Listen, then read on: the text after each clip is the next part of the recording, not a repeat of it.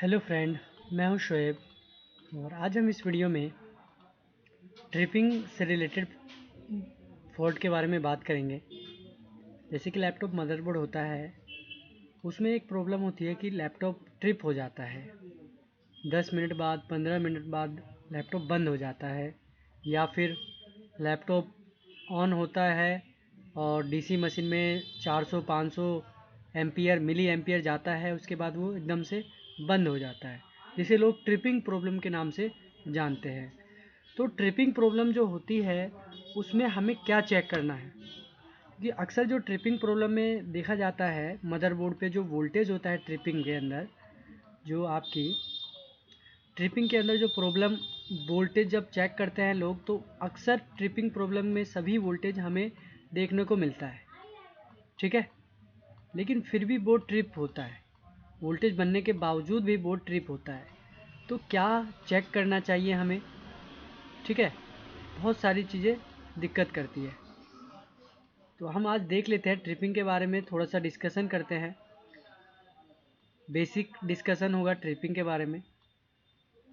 जैसे कि लैपटॉप आपका जब ऑन होता है और सडनली ऑफ हो जाता है, या फिर 10-15 मिनट बाद बंद हो जाता है, तो आपको पहले तो ये देखना है ट्रिपिंग की प्रॉब्लम में कि आपका जो 3 volt and 5 volt coil voltage होता है, वो वोल्टेज अभी बन रहा है या नहीं बन रहा है। कब देखना है ये? जैसे ही आपका लैपटॉप ऑन हुआ, ऑन होने के बाद 500-700 मिली एम्पियर गया या फिर डिस्प्ले आ गया और कुछ देर बाद बंद हो गया, तो आपको देखना है जब लैपटॉप बंद हुआ है तब 3 वोल्ट एंड 5 वोल्ट भी बंद हुआ या फिर 3 वोल्ट 5 वोल्ट बनता है। क्यों? क्योंकि जो ट्रिपिंग में जो 3 वोल्ट 5 वोल्ट होता है, ये ऑलवेज वोल्टेज होता है। जैसे कि आप अडेप्टर लगाते हो मदरबोर्ड में, डीसी सप्लाई कनेक्ट करते हो, तो आपके बोर्ड में 3 वोल्ट एंड 5 वोल्ट जो कॉइल वोल्टेज होता है वो बनने लगता है, जिसे आप S5 स्टेट का वोल्टेज कहते हो, या पावर बटन दबने से पहले जो बन जाता है। अगर ट्रिपिंग के केस में ये वोल्टेज भी गायब हो गया, मतलब ये वोल्टेज भी लो हो गया, तो सिंपल आपको ये दिमाग रखना है कि ये जो 3-5 बनना बंद हुआ, इसमें दिक्कत जो ट्रिपिंग की है वो 3-5 की ही दिक्कत है। क्यों 3-5 की दिक्कत है? जब लैपटॉप बंद हुआ है तो कम से कम, बंद होने का मतलब क्या है? अडेप्टर तो आपने लगा रखा है ना, अडेप्टर तो बाहर लैपटॉप के अंदर से नहीं निकल गया अपने आप, अडेप्टर लगा है। तो आपने पावर बटन दबाने से पहले आपके बोर्ड में अडेप्टर का 19 वोल्ट बन रहा था, और 3 वोल्ट एंड 5 वोल्ट बन रहा था कॉइल वोल्टेज। लेकिन जैसे ही आपने प्रेस किया पावर बटन, आपका जो डीसी मशीन में जो रीडिंग है वो 500-700 मिली वोल्ट गया, या फिर डिस्प्ले भी आ गया, फिर अचानक वो बंद हो गया। तो जब बंद हुआ तो नीचे के सारे वोल्टेज गायब होने चाहिए, लेकिन जो अडेप्टर लगने के बाद बने थे वो वोल्टेज बनने चाहिए थे। लेकिन किसी किसी ट्रिपिंग में क्या होता है, 3 वोल्ट और 5 वोल्ट भी बनना बंद हो जाता है।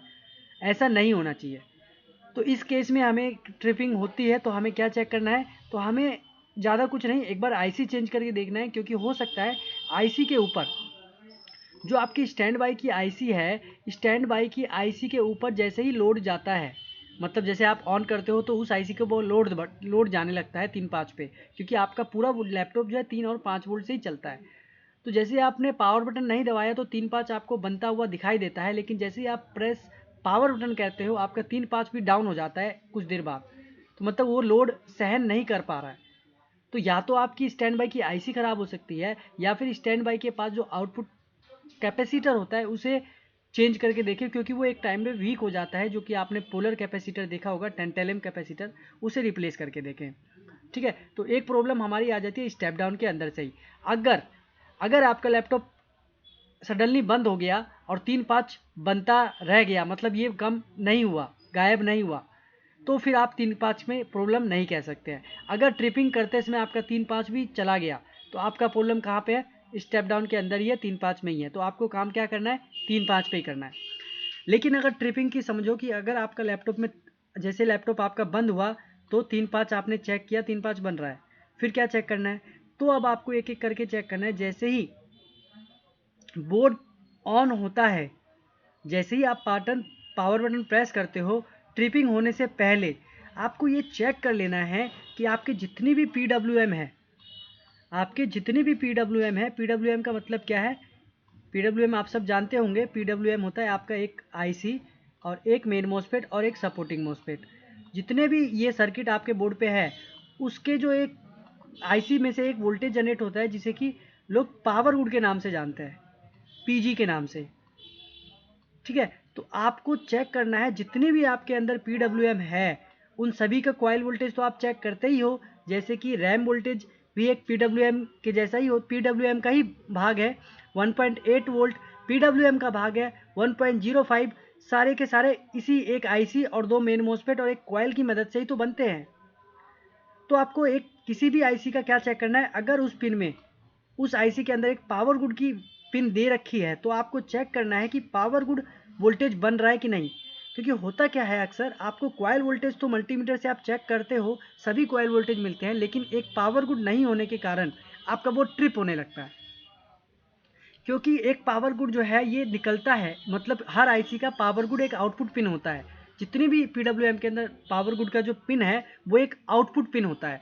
वो पावर गुड कहीं ना किसी सर्किट को जाता है। अगर वो पावर गुड मिसिंग है किसी का तो आपको उस सर्किट तक नहीं पहुंचने के कारण आपका बोर्ड ट्रिप हो जाता है। तो आप याद रखें, अगर बोर्ड आपका ट्रिप हो रहा है तो आप अगर कॉइल वोल्टेज आपने चेक कर लिया, सभी कॉइल वोल्टेज आपको मिल रहे हैं, तो आपको ध्यान रखना है कि हर पीडब्ल्यूएम का जितना भी आपने वोल्टेज चेक किया और वो वोल्टेज एक आईसी दो एक मेन एक सपोर्टिंग की मदद से बन रहा है, तो आपको क्या चेक करना है, उस आईसी के अंदर पावर गुड का पिन होगा उस पर चेक करना है।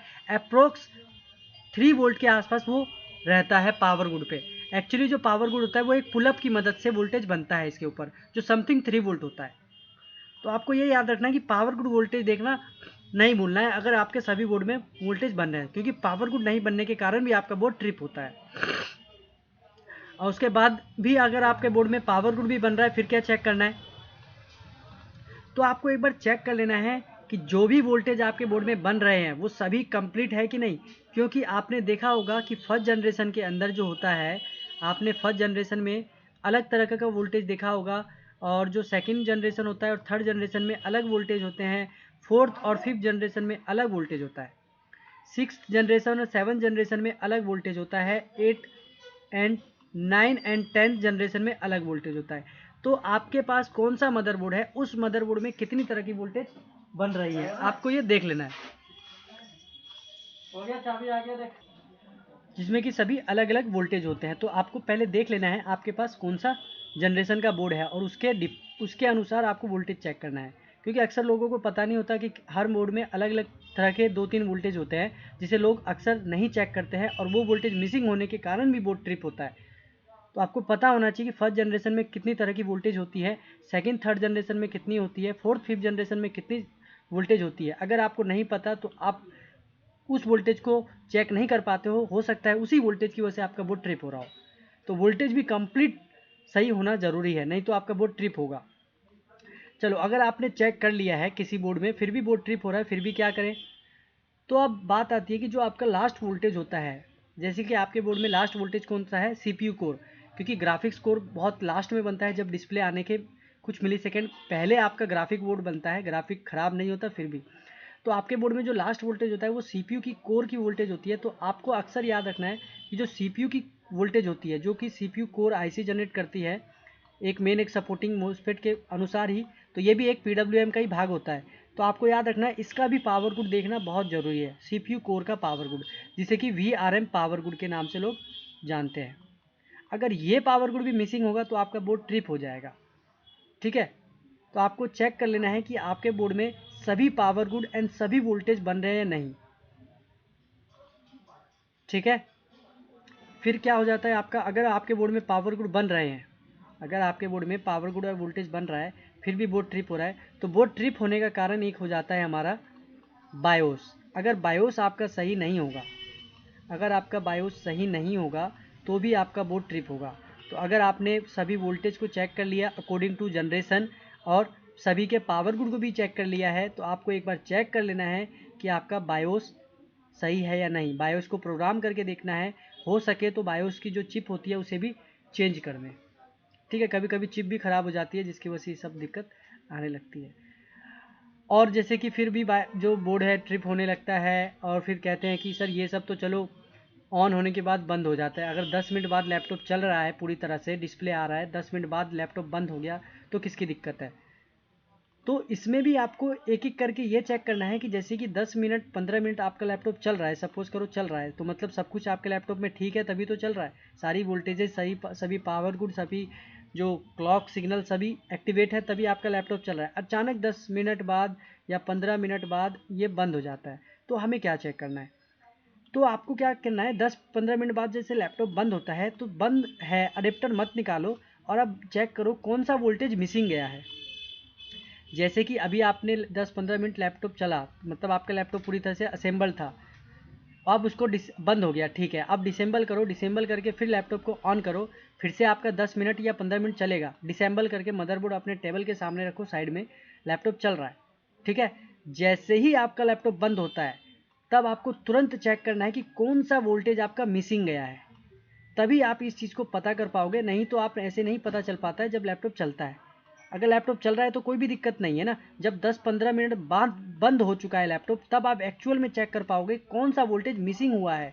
जो वोल्टेज मिसिंग हुआ है उस वोल्टेज के ऊपर ही आपको काम करना है। या तो वोल्टेज हो सकता है, या तो पावर गुड हो सकता है, ठीक है। और 10-15 मिनट बाद चल के भी प्रॉब्लम जो आती है वो बायोस के से रिलेटेड भी हो सकती है। तो आपको ये चेक करना है कि जब लैपटॉप एक्चुअल में बंद हुआ उसी टाइम आपको वोल्टेज, मिसिंग वोल्टेज को चेक करना है, क्योंकि आप अडेप्टर हटा के लगाओगे तो फिर वो लैपटॉप ऑन होगा, तो आप उस टाइम नहीं पता कर सकते, ठीक है। तो आपको ये चेक कर लेना है।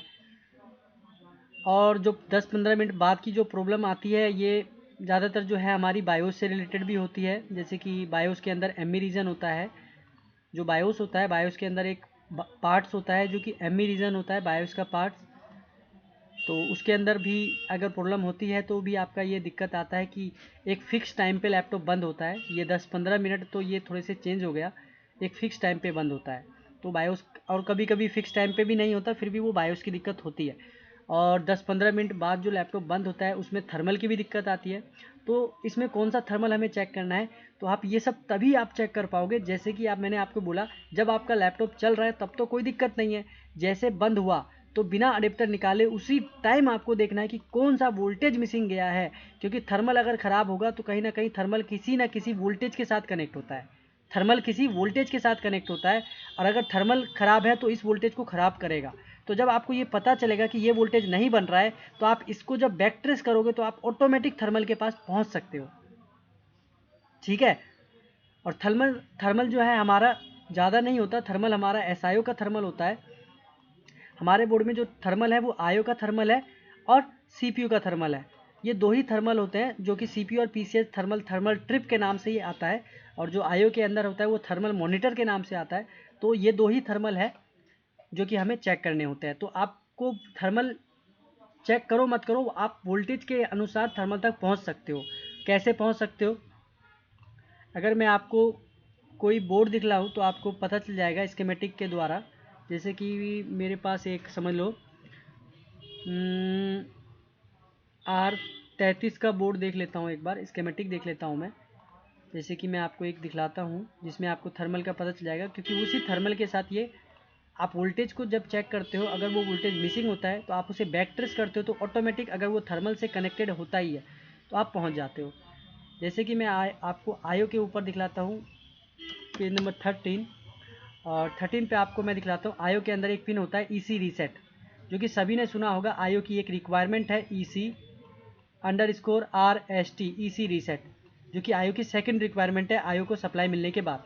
तो ईसी रीसेट एक वोल्टेज ही है ना, अगर आपके बोर्ड में ईसी रीसेट नहीं बनेगा तो आपका लैपटॉप ऑन नहीं होगा, और हो सकता है ऑन होने के बाद ऑटोमेटिक तुरंत बंद हो जाए, ठीक है, ऐसा हो सकता है। तो जैसे आप ईसी रीसेट चेक करने के लिए आओगे तो आप देख सकते हैं यहाँ पे ईसी रीसेट है, यहाँ पे आपका ईसी रीसेट कहाँ गया, पीसीआई रीसेट, ईसी रीसेट, यहाँ पे ये ईसी रीसेट है, आप देख सकते हैं ये हमारा ईसी रीसेट है। अगर मैं इसे जूम कर दूँ तो आपको दिख जाएगा, दिख गया होगा आपको ईसी रीसेट, ये ईसी रीसेट है। तो ईसी रीसेट पिन नंबर 37 से है, तो यहाँ पे बैक ट्रेस जब इसको करोगे आप, तो आप देखो कहाँ पे पहुँच जाओगे। मैं आपको इसको कॉपी करके फाइंड आउट करा के दिखाता हूँ कि ये जो ईसी रीसेट है, यहाँ पे तो वोल्टेज कोई दिखा नहीं रहा है, वोल्टेज किसी के साथ होगा कनेक्टेड, तो वो वोल्टेज कहाँ भी इस पे ईसी रीसेट पे जो पुलअप है वो कहाँ से है। तो आप देख सकते हैं ईसी रीसेट पे जो पुलअप है ये 3 वोल्ट वीपीसीयू, जो कि एलडीओ है, 47 किलो ओम रजिस्टर से पुलअप हो रहा है। लेकिन अभी तो यहाँ पे इस तरीके से है, और मैं इसे आगे लेके चलता हूँ इसी रीसेट को ही देख सकते हैं। इसी रीसेट पे जो वोल्टेज बनेगा वो इस R133 की मदद से बनेगा। लेकिन जब मैं इसे और बैक ट्रेस करूँगा क्या ये और कहीं जा रहा है या नहीं जा रहा है, तो जब मैंने इसे नेक्स्ट किया, यहाँ पे आया और यहाँ पे आया और यहाँ पे आप देख सकते हैं यहाँ पे एक ये इसी रीसेट कनेक्टेड है जो कि एक ट्रांजिस्टर की मदद से Q14 की मदद से ये इसके कलेक्टर पे कनेक्टेड है। अगर सपोज करो कि ये ट्रांजिस्टर ऑन हो जाएगा, अगर ये ऑन हो जाएगा तो ये थर्मल ट्रिप आपस में कनेक्ट होगा, थर्मल ट्रिप कनेक्ट हो जाएगा। अगर ये थर्मल ट्रिप लो होगा, अगर यही तो है थर्मल, ये क्या है PM थर्मल ट्रिप, ये थर्मल ही है। अगर ये थर्मल एक्टिवेट हो गया, क्योंकि हमारे बोर्ड में जो थर्मल होता है वो डीएक्टिवेट होता है, जिसकी वजह से आपका लैपटॉप चलता है। अगर थर्मल एक्टिवेट हो जाएगा तो वो थर्मल का काम करेगा ना, लैपटॉप को अलर्ट करने का काम करेगा। इसलिए हमारे बोर्ड में जो थर्मल होता है वो डीएक्टिवेट होता है, जिसमें 3 वोल्ट डालने से ये डीएक्टिवेट हो जाता है। आपने देखा होगा यहाँ हैज लगा है, तो जिस पे हैज लगा होता है वो नाम कब काम करता है, जब 0 होता है। तो यहाँ पे जो है 3 वोल्ट आ रहा है, कहाँ से आ रहा है, इस ईसी रीसेट पे जो वोल्टेज अभी देखा था आपने, इसकी मदद से ये यहाँ पे आ रहा है। लेकिन ये यहाँ पे आएगा कब, जब 1.05 वोल्ट VTT बनेगा, इस बेस के ऊपर आएगा, जिसकी वजह से 3 नंबर और 1 नंबर आपस में कनेक्ट हो जाएंगे और थर्मल ट्रिप पे 3 वोल्ट चला जाएगा। अगर सपोज करो ये थर्मल ट्रिप लो है, CPU ने इसको ग्राउंड कर रखा है, तो जब ये 1.05 बनेगा ये ऑटोमेटिक ये इधर आ जाएगा ग्राउंड, और ग्राउंड इधर आने से क्या होगा, ईसी रीसेट भी चला जाएगा। तो आपका लैपटॉप ऑन नहीं होगा ना, फिर उस टाइम ऑटोमेटिक बंद हो जाएगा। तो थर्मल के पीछे आपको पढ़ना नहीं है, थर्मल आप ऑटोमेटिक थर्मल के ऊपर चले जाते हो जब आप वोल्टेज को समझ लेते हो, क्योंकि जो थर्मल होता है वो वोल्टेज के साथ ही कनेक्टेड होता है। जैसे कि ईसी रीसेट एक वोल्टेज है ना, 3 वोल्ट। अगर आपके बोर्ड में ईसी रीसेट नहीं बन रहा है तो आपने जब बैक ट्रेस किया तो आपको मिला ना, यहाँ पे हो सकता है कि आपको बिफोर पावर बटन, जब आपने पावर बटन नहीं प्रेस किया तब तो 3 वोल्ट मिलेगा। क्यों? क्योंकि जब ये ऑन नहीं होगा, क्योंकि इसको ऑन होने के लिए 1.05 VTT चाहिए, और 1.05 VTT जो है पावर बटन दबाने के बाद बनता है। तो जब आपने पावर बटन नहीं दबाया तब 3 वोल्ट मिलता है, जैसे ही आप पावर बटन दबाते हो ये 3 वोल्ट आता है, और अगर थर्मल ट्रिप लो है तो ईसी रीसेट को भी लो कर देता है और लैपटॉप तुरंत बंद हो जाता है, क्योंकि लैपटॉप को ऑन करने के लिए ईसी रीसेट बनना जरूरी है। ठीक है, तो थर्मल के पीछे आपको नहीं चलना है, आप अपने वोल्टेज को सीक्वेंस को लेके चले, थर्मल पे आप ऑटोमेटिक पहुंच जाते हो। तो आई होप आपको ये ट्रिपिंग का थोड़ा सा जो मैंने बेसिक बताया, कोई एडवांस में भी नहीं बताया, तो आपको ये थोड़ा सा सर्किट समझ में आया होगा, क्योंकि बेसिक ही समझो तो बेहतर है। एडवांस ऑटोमेटिक धीरे धीरे जब आप काम करते रहोगे तो समझ में आ जाएगा। ठीक है, एडवांस को पढ़ा के नहीं समझ सकते हो, बेसिक की मदद से जब आप काम करना स्टार्ट करते हो, बेसिक की मदद से जब आप काम करने लगते हो तो काम करते करते एडवांस की चीज़ें आपको समझ में आने लगती है धीरे धीरे। तो बेसिक को समझना है। तो ये मैंने ट्रिपिंग के ऊपर एक छोटा सा वीडियो, जो कि काफ़ी बड़ा भी नहीं है, और सीधी से जवाब में मैंने ये आपको बताया है। तो आई होप आपको ये वीडियो अच्छी लगी हो, और ये वीडियो अच्छी लगी तो आप वीडियो को लाइक करें एंड चैनल को सब्सक्राइब करें, क्योंकि मैं जो है 2 दिन के बाद जो वीडियो अपडेट करता रहता हूँ, जिससे कि अगर आपने सब्सक्राइब नहीं किया तो आपको वीडियो नहीं पहुँचेगा। आप सभी को पता है ये बात, फिर भी अगर आपने सब्सक्राइब नहीं किया तो आपकी गलती है। आप सब्सक्राइब करें एंड वीडियो को अपने फ्रेंड के ग्रुप में शेयर करें जो इस लाइन से कनेक्टेड है, जिससे कि वो भी सीखे और अपनी नॉलेज को गेन करें। आपके व्हाट्सएप ग्रुप है, फेसबुक ग्रुप है, आप मेरी वीडियो को शेयर कर सकते हैं। ठीक है, तो इसी तरह से इस वीडियो में फिर मिलेंगे नेक्स्ट वीडियो में, तब तक के लिए bye bye and thank you for watching.